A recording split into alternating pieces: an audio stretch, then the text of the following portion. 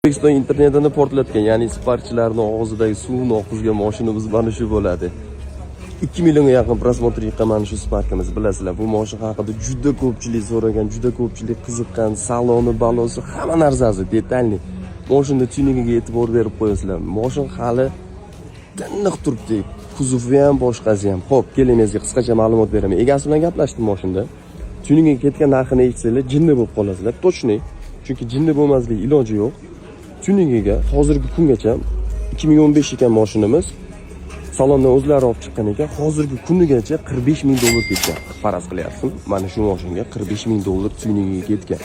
Spark ishlatish jinnilik deb o'ylashinglar mumkin, lekin yo'q, kechirib qo'yasizlar. Hobbiga degani, hobbi uchun 45 ming dollar ishlatish degani bu normal holat. Ya'ni bu jinnilik qanaqa, ya'ni yaxshi tomonlama jinnilik. Spoilerlarni qarang. O'tgan safar bizdan ko'pchilik buni salonlarini so'rashdi.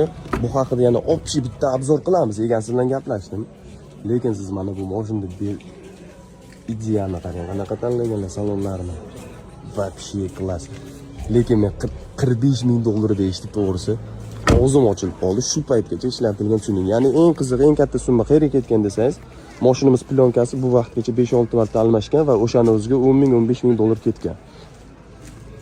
Вообще 45 ming dollar. Qarasalarsizlar, Sparkka